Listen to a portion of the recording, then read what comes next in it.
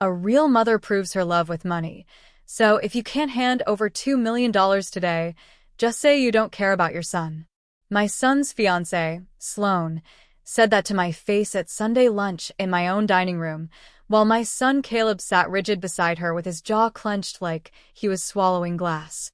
3 hours later, Caleb showed up at my kitchen door with shaking hands and warned me in a whisper that Sloane wasn't asking for a wedding. As always, before we dive into a story with an ending that's going to feel really satisfying for you, let's do a quick roll call. Type present and the city you're watching from in the comments. For everyone who has liked and subscribed, I pray that Allah makes your problems easier, widens your provision, and keeps your body healthy. Thank you, my friends. Now, listen carefully to my story. I'm Margaret, and for most of my life, I believed in two things like they were religion: work hard and protect your kids. I raised Caleb mostly on my own after his father walked out when Caleb was 9. No dramatic scene, no goodbye speech.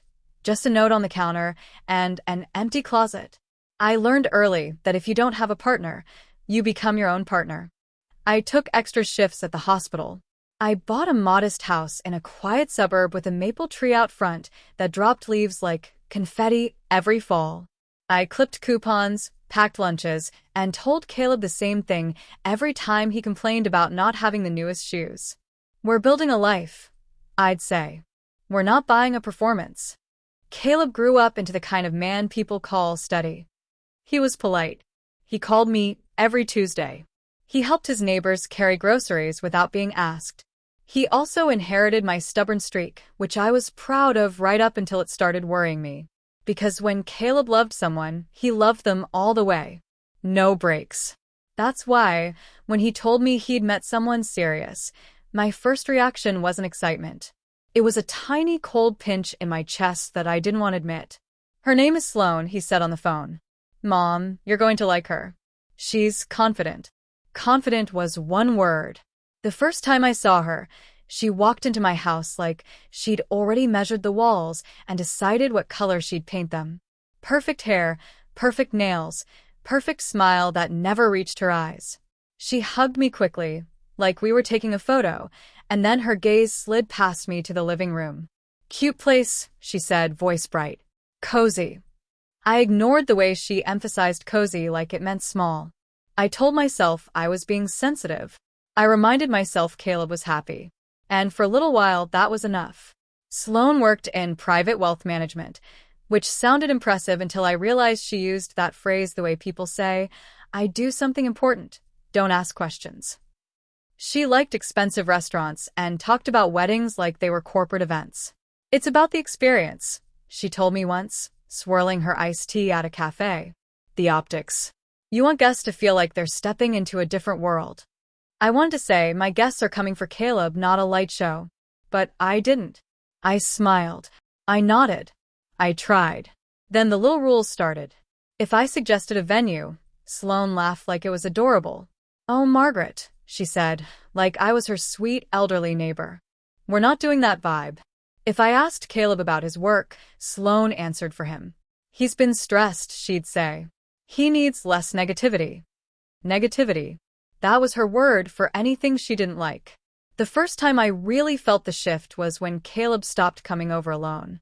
He used to show up on a random Wednesday with takeout and sit at my kitchen table like he was still a teenager. After Sloane, every visit turned into a we visit. And every we visit ended with Sloane steering him out early. We have plans, she'd say, checking her phone. We're booked. Booked. Like my son was a conference room. I told myself it was normal. People fall in love, they build their own bubble, parents adjust. I tried to adjust. But one Friday night, Caleb called me, and his voice sounded drained. Mom, he said softly, Sloane thinks it would be better if you didn't drop by the apartment. I've never dropped by, I said. I've been there twice. Both times you invited me. Yeah, he said, and I could practically hear him choosing words carefully. She likes boundaries. Boundaries. That's the thing about that word. It sounds healthy. It sounds mature. It can also be a weapon if someone uses it to push you out of your own child's life. I swallowed my pride. Okay, I said. Tell her I understand. Thanks, he whispered, like he was grateful I didn't make it harder. After I hung up, I stared at my kitchen sink for a long time, watching a single drip hit the metal and spread into nothing. I didn't cry. I didn't shout. I just felt this quiet, creeping sense that something was moving under the surface, and I couldn't see it yet. The next week, Caleb invited me to Sunday lunch. His words were careful again. Sloane wants to come to your house, he said. She thinks it's important to connect. Important. Another one of her words. I cleaned like the queen was visiting. I made roast chicken, mashed potatoes, green beans, a salad, and a pie I knew Caleb loved. I set the table with the good plates. I even put fresh flowers in a vase, even though I'm not a flowers on the table kind of woman. When they arrived, Sloane wore a cream sweater and pearls like she was auditioning for Perfect Fiancée. She kissed Caleb's cheek and handed me a bottle of wine like a peace offering. Thank you for having us, Margaret, she said. Caleb hugged me longer than usual. His body felt tense, like he was trying to hold himself together. Smells good, he murmured. We sat down. For the first 20 minutes, it almost felt normal. Caleb talked about a project at work. I asked Sloane about her job. She answered in smooth, vague sentences that made it clear she didn't want follow-up questions. Then she set her fork down and smiled like she'd been waiting for the right moment. So, she said, I want to talk about something important. Caleb's eyes flicked to me, then away. His fingers tightened around his water glass. Sloane continued, cheerful as ever. Caleb and I have been planning our future. The wedding is one thing, but we're thinking bigger. Home, children, security. I nodded slowly. That's wonderful. It is, she agreed, like I was lucky to witness it. And security requires support. The way she said support made my stomach twist. She reached into her designer bag and pulled out a slim folder, placing it on my table like she was serving paperwork with dessert. I think it's best if we're all aligned, she said. Caleb's face went pale. Not nervous pale. Not awkward pale. Pale like he knew a car was about to hit him and he couldn't move. I stared at the folder. What's that? Sloane's smile didn't change. A simple agreement. I looked at Caleb. Caleb. He swallowed. Mom. Sloane cut in smoothly. It's not a big deal. It's just a commitment. I opened the folder with hands that suddenly felt too cold. Inside were printed pages with bold headings, legal language, and numbers that made my vision blur. $2 million. I actually laughed once, because my brain didn't know what else to do. 2 million. I repeated. Sloane, She leaned back, crossing her legs, calm as a cat. It's a contribution. A gift. A gift, I echoed, and my voice sounded strange to my own ears. I'm a nurse. I own my house, yes, but I don't have $2 million sitting around. She tilted her head. Then refinance. Caleb's jaw tightened so hard I thought he might crack a tooth. I felt heat crawl up my neck. Why would I refinance my home for your wedding? Sloane's smile sharpened. Not for the wedding. For your son's future. For his stability. My son has a job, I said, trying to keep my voice steady. He's stable. Sloane's eyes flicked to Caleb. Tell her. Caleb stared at his plate. He looked like a child again, like that 9-year-old boy standing in the doorway with a note in his hand, asking me what it meant when someone leaves. Sloane, he said quietly. This isn't how we. She sighed, a pretty little sigh like she was the tired adult in the room. Caleb, don't make this emotional. Then she looked at me, and her voice turned syrupy and cruel at the same time. A real mother proves her love with money. So if you can't hand over $2 million today, just say you don't care about your son. My hands started shaking. I could feel my pulse in my fingertips. I set the pages down carefully, like they might burn me. Don't you ever, I said softly, speak to me like that in my house. Sloane blinked, and for the first time her smile slipped. But she recovered fast. I'm not trying to insult you, she said, putting a hand to her chest like she was wounded. I'm just being practical. We're joining families. Families invest in each other. Investment, I repeated. In what? In you. Caleb finally looked up. His eyes were pleading. Not pleading with me. Pleading with her. Sloane, he whispered. Please. She ignored him and turned to me again. Margaret, I know you have assets. The house. Your retirement. You could liquidate some of it.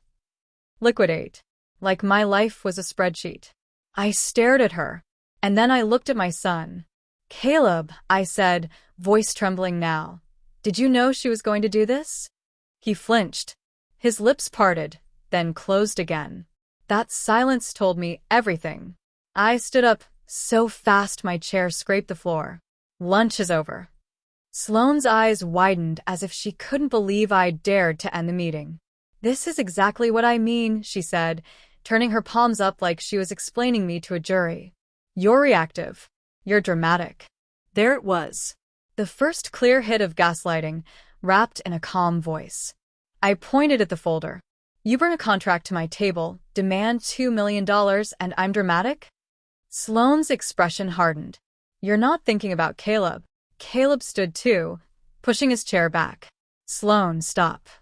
But she turned to him with that same sweet, controlling tone. Caleb, don't let her manipulate you. This is why I said we should do it with a mediator. Mediator? Like I was dangerous. I grabbed the folder and shoved it back across the table. Take this and leave. Sloane's mouth twisted. Fine. I'll leave. But Caleb. She reached for his hand.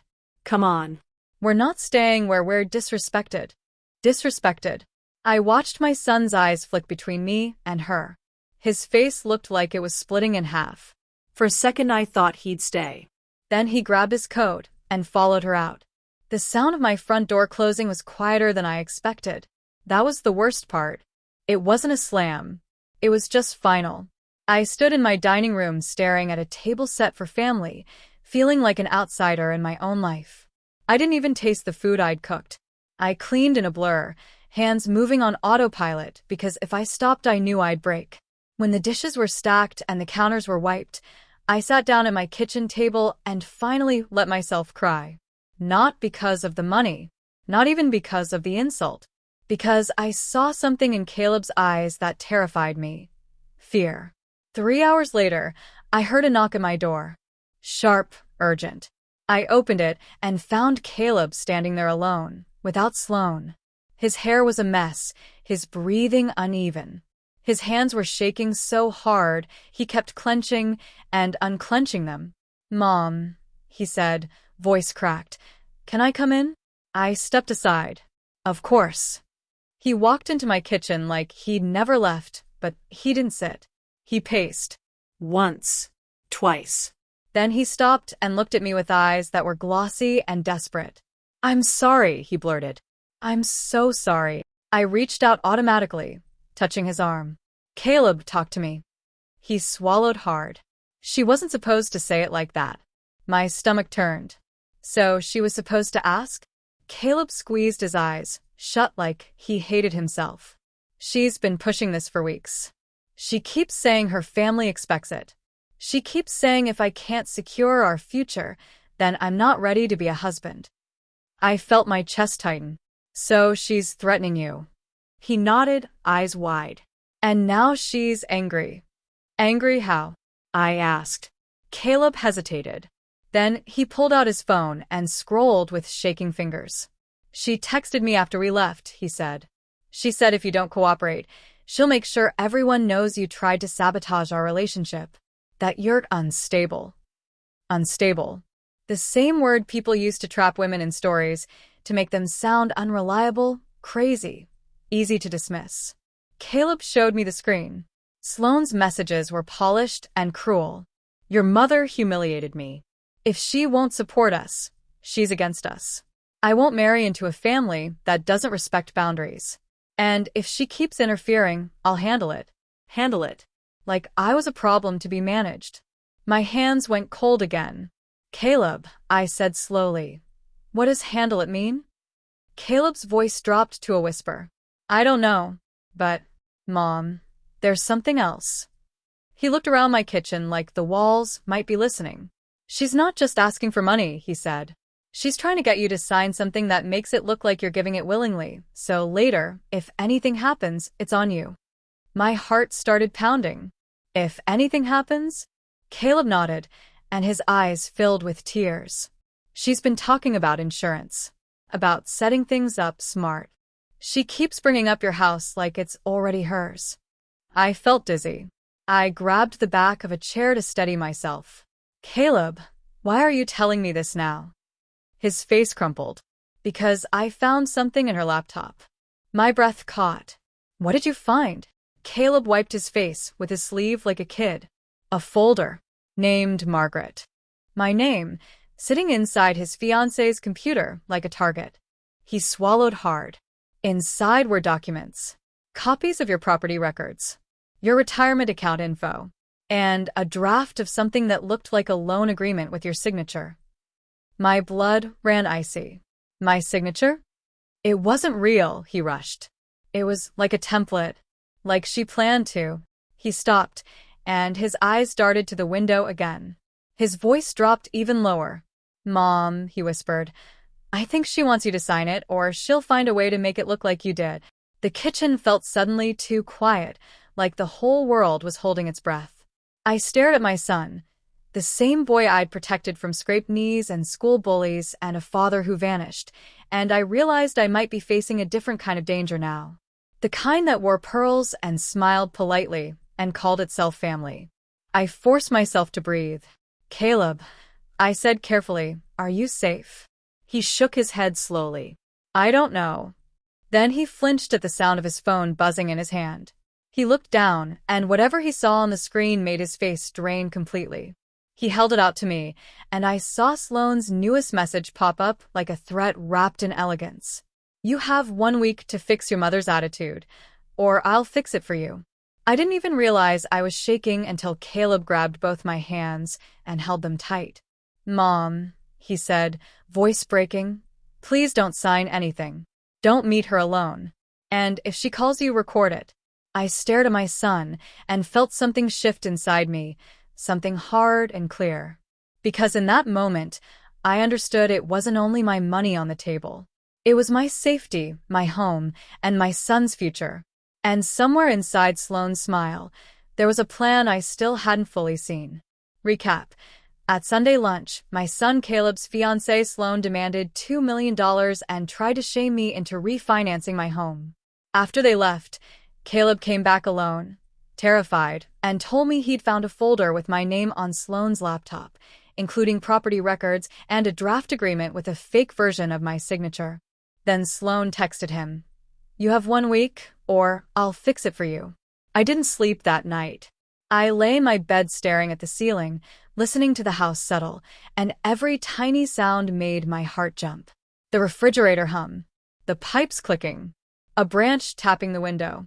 It's strange how fast your own home can stop feeling safe. By morning, I'd made 2 decisions. First, I was not going to be alone with Sloane again. Not for a chat, not for closure, not for any of her fake polished invitations. Second, I was done being polite. Caleb came over early, still pale, still shaking like he'd been running from something. I told her I needed time to cool off, he said, rubbing his forehead. She's acting sweet again. Like nothing happened. That's not sweet, I told him. That's a switch. And you need to stop letting her flip it whenever she wants. Caleb winced, because he knew I was right. I slid my phone across the table toward him. You said record it. We're doing more than that. We're building a file. He looked at me, eyes wide. Mom, you don't understand. She's smart. She's connected. She kept saying she knows how to handle people because of her job. Then we get someone smarter, I said, and I surprised myself with how calm my voice sounded. Someone who deals with people like her for a living. That morning, I called my coworker, Naomi, a senior nurse who'd been through a nasty divorce years ago and somehow came out sharper, not bitter. Naomi, I said the moment she answered. Do you know a lawyer? She didn't even ask why. She just said, yes. And before you say anything else, don't sign a single paper, don't meet anyone alone, and don't let your son talk you into keeping peace. My throat tightened. Okay. I'll text you a name, Naomi said. Her name is Lillian Hart. She's not warm and fuzzy, but she's a bulldog. You'll like her. 2 hours later, Caleb and I were sitting in a small law office that smelled like coffee and printer ink. Lillian Hart was in her late 40s, sharp eyes, hair pulled back tight, and she didn't waste a second. Start from the lunch, she said. Then tell me about the folder. When Caleb mentioned Sloan had property records and retirement information, Lillian's expression changed, like a professional alarm went off in her head. Those aren't random, Lillian said. Those are the pieces you'd gather if you were building a financial narrative around someone's assets. A narrative, I repeated, my stomach twisting. Lillian nodded. People like this don't always steal by force. They steal by paperwork. They create the appearance of consent, or the appearance of debt, or the appearance of incompetence. Caleb swallowed hard. She said my mom was unstable. Lillian turned to him. And that's not an insult. That's a strategy. I felt my face go hot. So what do? We document, she said, tapping her pen against a yellow pad. We protect your assets immediately, and we limit her access to you. If she's already gathering your records, there's a chance she's already tried to open something in your name. I felt a cold rush in my chest. Like a loan, or a line of credit, Lillian said, or a transfer, or a forged power of attorney draft, or a family agreement used to pressure you later. Caleb's voice shook. She had a draft with Mom's signature. Lillian looked straight at me. Margaret, I want you to treat this as a real threat. Not because you're paranoid, because you're being targeted. The word targeted made my skin prickle. Lillian started listing steps like she'd done this 1,000 times. Freeze your credit. Change your passwords. Notify your bank. Lock down your retirement account access. Put a fraud alert on everything. And Caleb, no more talking to Sloan alone without thinking. If she calls you, you keep it. If she texts, you screenshot. If she tries to meet, you decline. Caleb nodded, jaw clenched. Then Lillian asked the question that made the room go still. Does she benefit if something happens to you? My mouth went dry. What do you mean? I mean, Lillian said carefully, do you have life insurance? I stared at her. I have a policy through work. It's basic. And who is the beneficiary? She asked. My brain stalled. My hands went numb. I hadn't updated it since Caleb was in college. I whispered, Caleb. Caleb's eyes widened. Mom. Lillian held up a hand. Caleb as beneficiary is normal. But if someone can create paperwork that makes it look like Caleb requested a change, or makes it look like you signed something under pressure, or makes you appear mentally unfit, there are ways people try to manipulate benefits or control assets. My stomach churned. Sloan talked about insurance. Caleb nodded quickly. She kept saying, smart planning. I thought she meant like adult stuff. Not a trap. I finished, my voice trembling. Lillian didn't dramatize it. She didn't need to. Her calmness was worse than panic because it meant this was real enough to be routine. She slid a form toward me. We're going to start with protection. I also want you to consider a restraining order if she escalates. But first, we gather evidence. Caleb's shoulders sagged. What if she finds out we're doing this?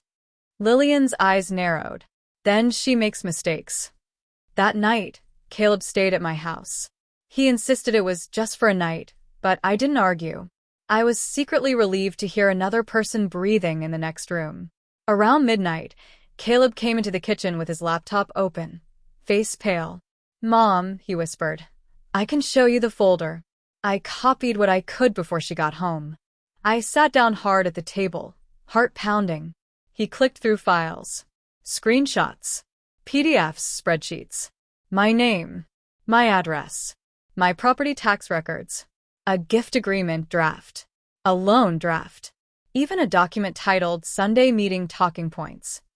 I stared at the screen like it was a mirror showing me a version of my life I didn't recognize. Then Caleb opened a note file. My stomach dropped. It wasn't just money. It was a plan. Lines like, pressure her in front of Caleb, so she can't play victim later. If she refuses, reframe. She hates our future. If Caleb hesitates, push. Prove you choose me. If necessary, isolate Margaret. Suggest evaluation. Wellness check. Get her to meet alone. Control the setting. I covered my mouth with my hand. Caleb's voice cracked. I thought I was marrying someone ambitious. Not this. I reached across the table and squeezed his wrist. You're not trapped, Caleb. He looked at me, tears in his eyes. It feels like I am. Then we cut the net, I said softly. One strand at a time. The next few days were the hardest kind of exhausting, not dramatic, not cinematic, just constant pressure. Sloane called me twice. I didn't pick up. She texted me once. Margaret, I think emotions got high. Let's talk privately like adults. Privately. Like she wasn't the same woman who tried to corner me over chicken and mashed potatoes. I showed Lillian. She replied with one line. Do not meet her alone. Caleb tried to keep Sloane calm, but she turned him into her battlefield. He took a call in the driveway so I couldn't hear, but I could still see his face through the window. Tight jaw, eyes glassy, shoulders hunched like he was bracing for impact. One evening he came back inside and sat at my kitchen table like his spine had been unplugged. She said you're manipulating me, he muttered. I let out a bitter laugh. Of course she did. She said you're jealous, he continued, voice flat. That you want me alone. That you hate her because she's out of your league. I stared at him. And what did you say? Caleb rubbed his eyes. I told her to stop talking about you like that. My chest tightened with both pride and fear. And she cried, he said, voice hollow. Then she apologized. Then she said she was scared because I was pulling away. Then she said if I loved her, I'd prove it by getting you to sign the agreement. There it was again. The switch. The fake softness. The demand dressed as love. Lillian told us not to rush into a confrontation. Let her keep texting, she said. Let her keep calling. People like her can't stand losing control. They'll escalate. And she was right.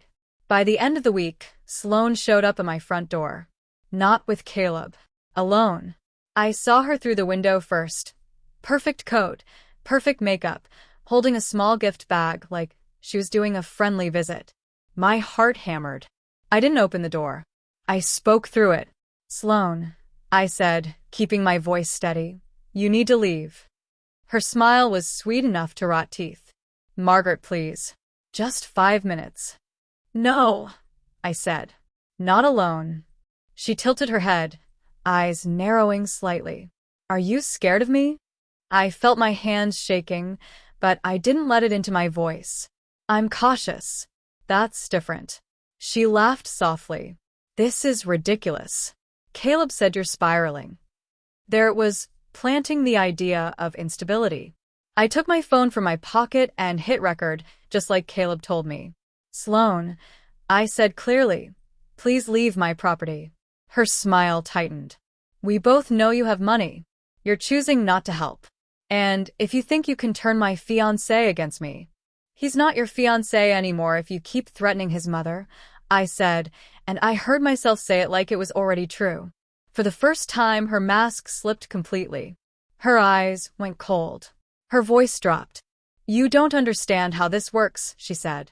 People like you don't get to win. You get managed. Managed? My skin crawled. You're recording me, aren't you? She snapped, suddenly sharp. I didn't answer. She stepped closer to the door, and I swear I felt the air change. You want to play games? She hissed, barely loud enough to hear. Fine. I can make your life very uncomfortable. Leave, I repeated, louder now. She took a breath, fixed her smile back on, and stepped away like she hadn't just threatened me. Okay, she said brightly. I'll go. But I'll see you soon, Margaret. You can't avoid family forever. Then she walked to her car and drove off like she'd just left a brunch. I stood there shaking so hard my knees felt loose. When Caleb got home that night, I didn't sugarcoat it. She came here, I told him. Alone. His face drained. What did she say? I held out my phone. I recorded it. He listened, jaw tightening, and when she said people like you don't get to win, you get managed, Caleb's eyes filled with tears. That's what she says about clients, he whispered, horrified. Like people are our assets. I touched his shoulder. Caleb, this is not love. He nodded slowly. I know. Then his phone buzzed again. Sloane's name flashed on the screen, and Caleb flinched like it hurt. He didn't answer. Instead, he looked at me and said something that felt like a door finally opening. Mom, he whispered, I'm ready to end this. I exhaled like I'd been holding my breath for weeks. Okay, I said. Then we do it smart. Over the next 2 weeks, my life turned into checklists and quiet plans. Lillian helped me lock down everything. I met with my bank. A patient banker named Harold walked me through security steps like he'd seen too many nightmares. We'll add an extra verification layer, Harold said gently. No changes without in-person confirmation and a code. I nodded, trying not to cry in the middle of a bank lobby. We also pulled my credit report, and there it was. An inquiry I didn't recognize. A loan pre-approval attempt. My hands went cold. That's not me. Harold's face tightened. It was initiated online.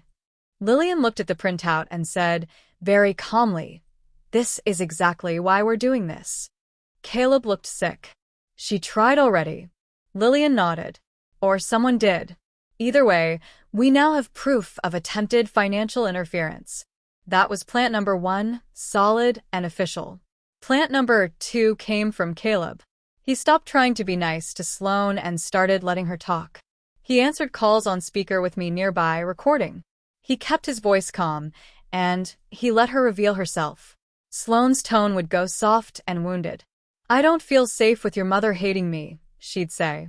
Caleb would reply, steady. She doesn't hate you. She just won't sign something. Then Sloane would shift. She's selfish, she'd hiss. She's holding your future hostage. And then, almost like she couldn't help it, she would slip. It's not like she needs all those years left, Sloane said once, laughing lightly like it was a joke. She should be thinking about legacy. I froze at my kitchen counter, my whole body tense. Caleb's voice stayed calm, but I heard the tremor underneath. What do you mean? Sloane sighed like he was slow. I mean, a life is unpredictable, Caleb. We need to secure things now. Unpredictable. The word sat in my stomach like a rock. Then came plant number 3, and it was the one that made my blood run cold.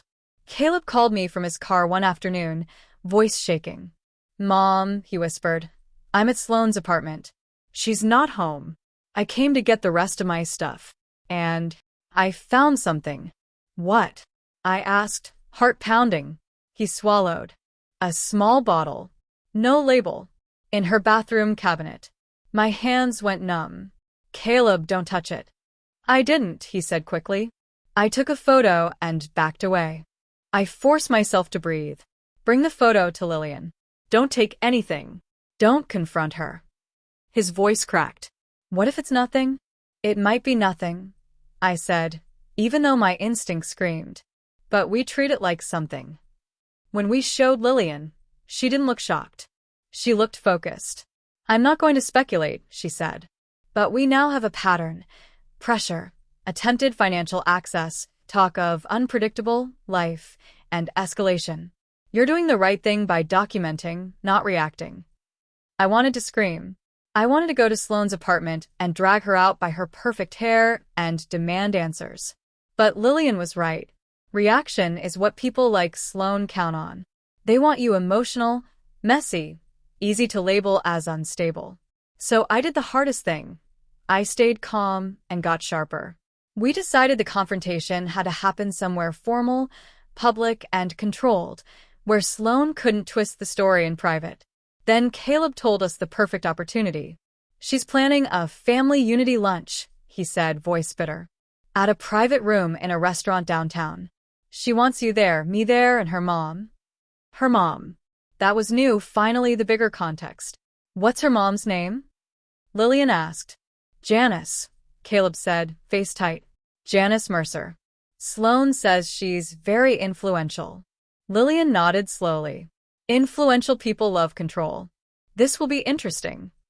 The plan was simple. We would show up, together, not separated. We would bring copies of everything. The loan inquiry, the screenshots from the laptop folder, the recorded calls, the threat at my door, the talking points document, and the texts. And we would bring a neutral witness. Lillian brought an investigator named Owen Price. Quiet, professional, the kind of man who didn't speak much, but watched everything. On the day of the lunch, I dressed in a simple navy blouse and slacks. No pearls. No performance. Just me. My hands shook while I put on my shoes, and Caleb noticed. He crouched in front of me like he used to when he was little, when I'd get migraines and he'd bring me water. "Mom," he said softly, "I'm sorry I didn't stop her sooner." I swallowed the lump in my throat. "You're stopping her now. That's what matters." When we arrived at the restaurant, Sloane was already there. She stood up as soon as she saw us, smiling too big, eyes glittering with satisfaction like she thought she'd won just by getting me in the room. "Margaret," she said sweetly, "I'm so glad you came."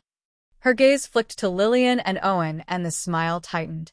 "Caleb," she added, voice still bright. "What is this?" Caleb's voice was steady. "This is me being careful." Sloane laughed lightly.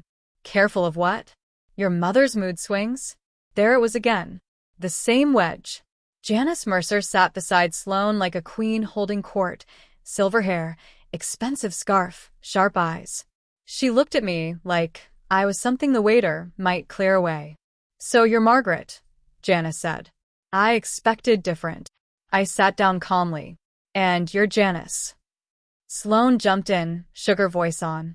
"Let's not start tense. We're here to unify." Unify. Another pretty word for control. A waiter poured water. Sloane didn't even glance at the menu. She acted like the room belonged to her. "I think we can resolve this quickly," she said, reaching into her bag. I watched her pull out the same slim folder style as before. My stomach turned. She slid it toward me. "All you have to do is sign. That's it. And we move forward as family." Janice nodded once. "It's the least you can do." I looked at the folder, then looked at Sloane. "Before we do anything," I said evenly, "I want to ask you a question." Sloane's smile stayed fixed. "Sure." "Why did someone try to initiate a loan inquiry under my name last week?" I asked. The air changed. Sloane blinked too fast. "What?" I slid a copy of the bank printout across the table. Janice's eyes narrowed. "What is that?" Sloane's smile faltered. "That's ridiculous. Anyone can run an inquiry." Lillian spoke calmly. "Not without personal identifiers, and not without a reason." Sloane's voice sharpened. "Who are you?" "Lillian Hart," she said. "Margaret's attorney." Sloane's face twitched just a tiny crack, but I saw it. Janice leaned forward. "This is unnecessary."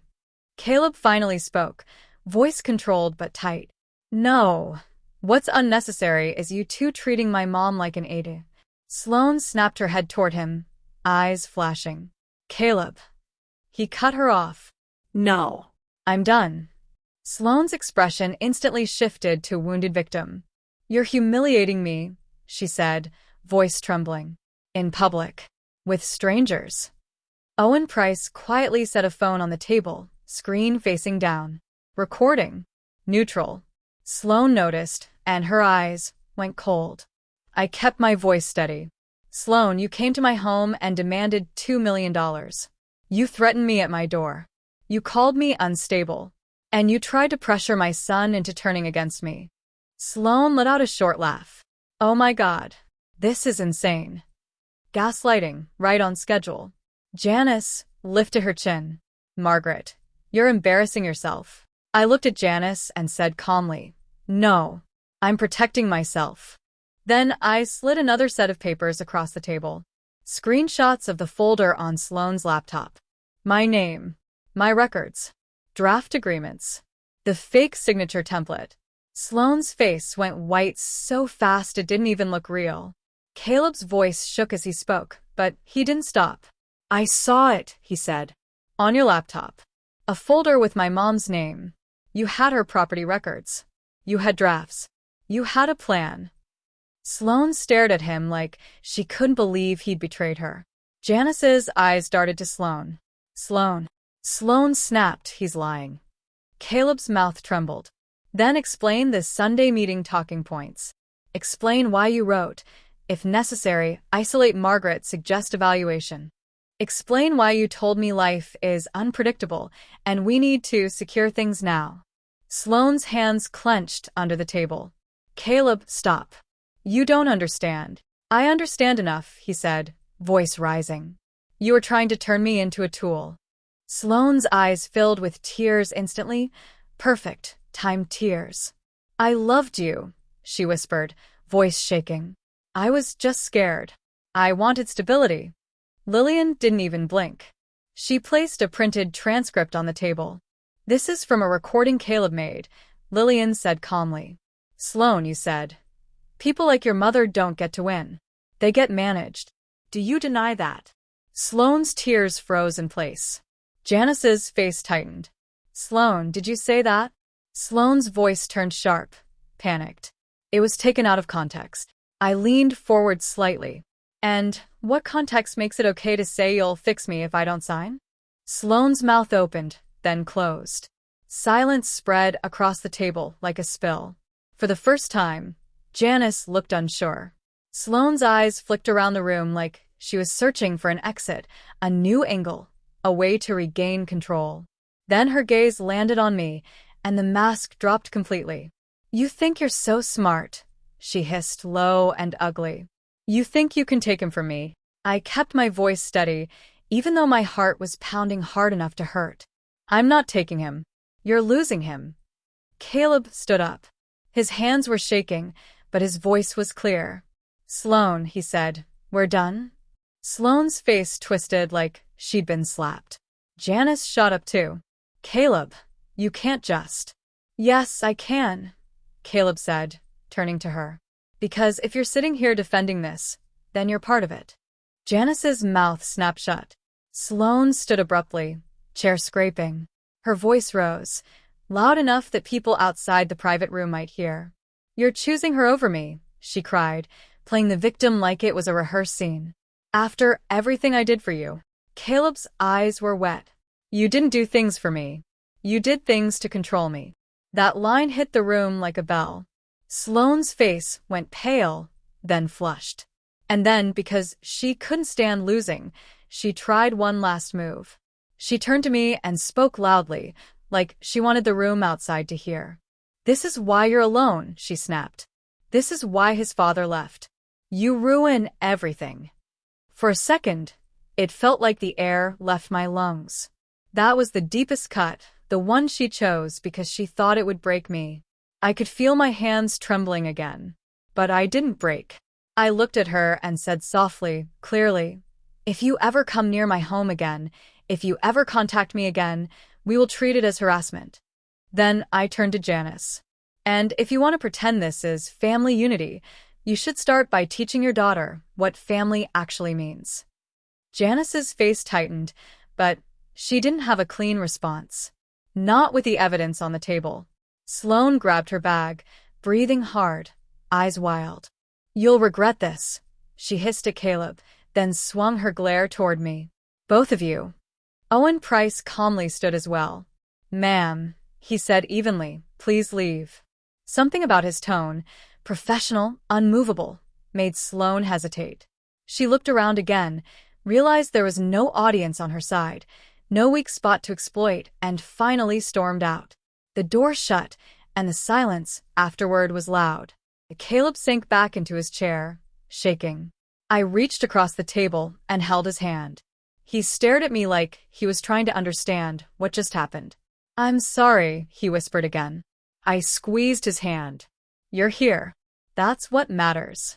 We thought that would be the end. We were wrong. 2 nights later, my phone buzzed at 2:13 a.m. Unknown number. I didn't answer. A message appeared. You should have taken the deal.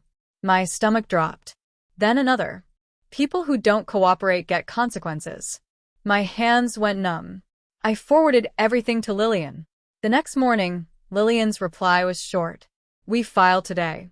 By afternoon, We had a temporary protective order request in motion, and Lillian helped me submit the documentation. The recordings, texts, the bank inquiry, the screenshots. Harold at the bank called me personally.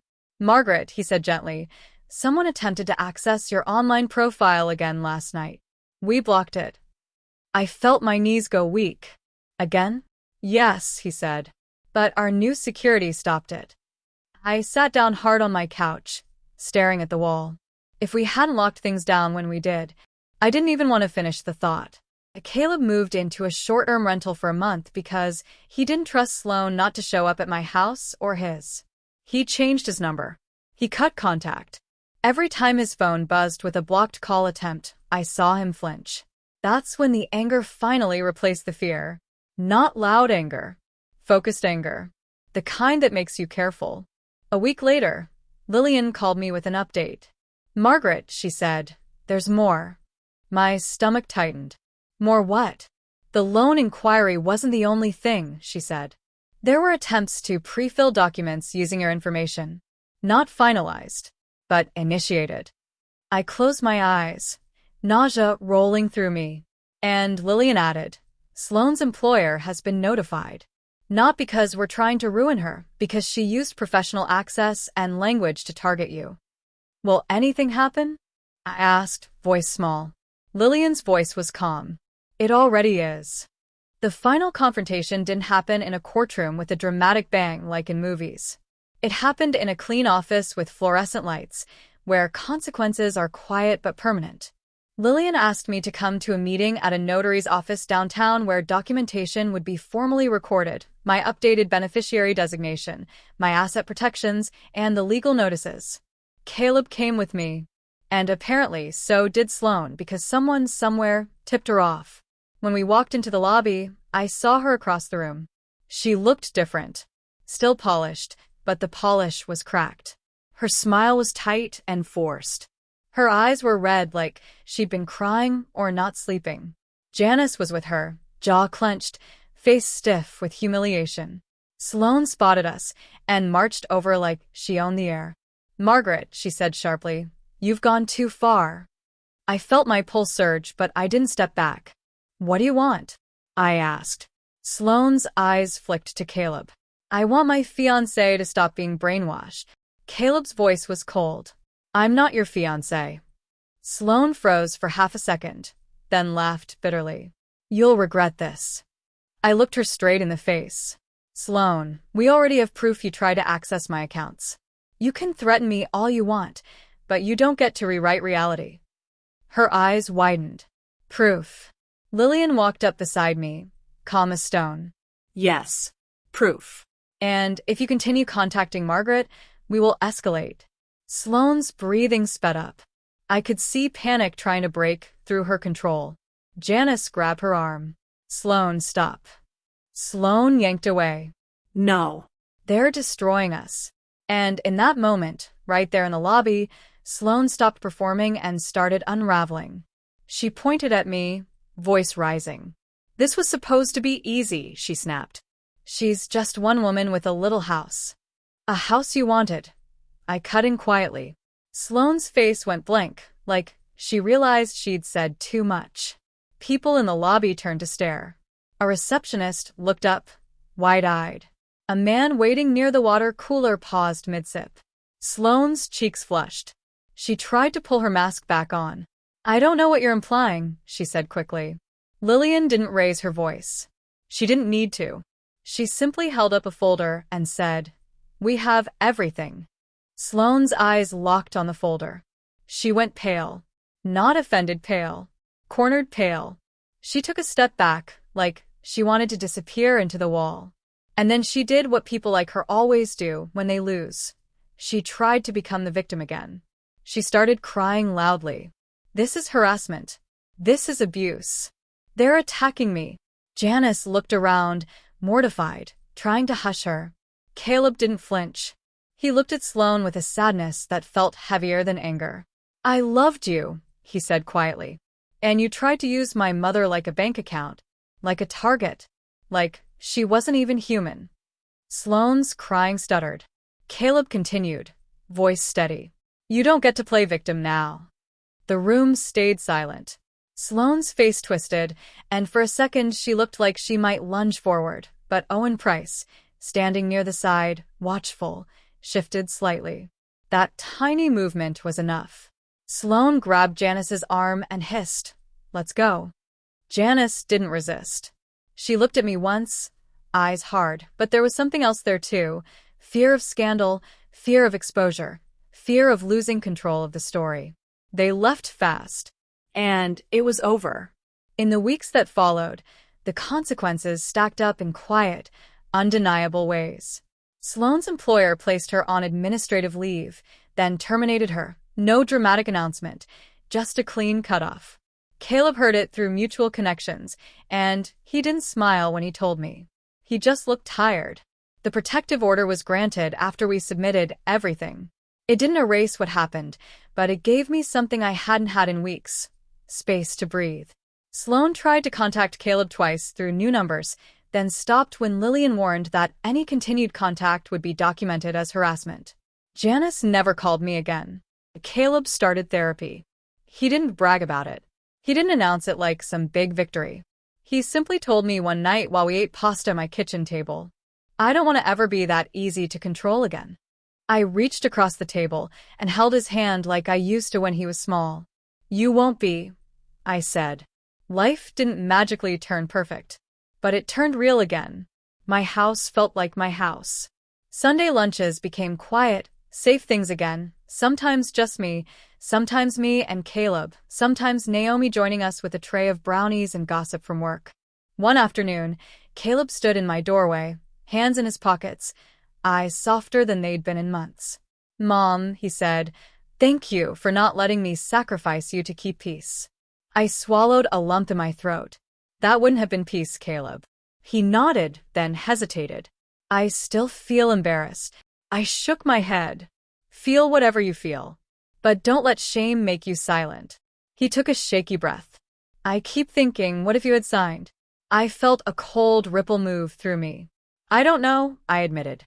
"But I know it wouldn't have ended with 2 million. People like that don't stop when you give them what they want. They just learn how far they can go." Caleb looked down, then back up. "I'm going to rebuild. Slowly. The right way." I smiled, small but real. "That's all I want." Months later, on an ordinary Tuesday, I walked past the maple tree in my front yard and watched the leaves shift in the wind. The world looked the same, but I wasn't the same. Because now I understood something I wish I'd learned earlier. Love doesn't demand proof through fear. Love doesn't come with threats and contracts slid across a dinner table. And anyone who tries to measure a mother's worth in dollars isn't asking for help. They're asking for control. From everything I went through, I learned that love should never require you to sacrifice your safety or your dignity.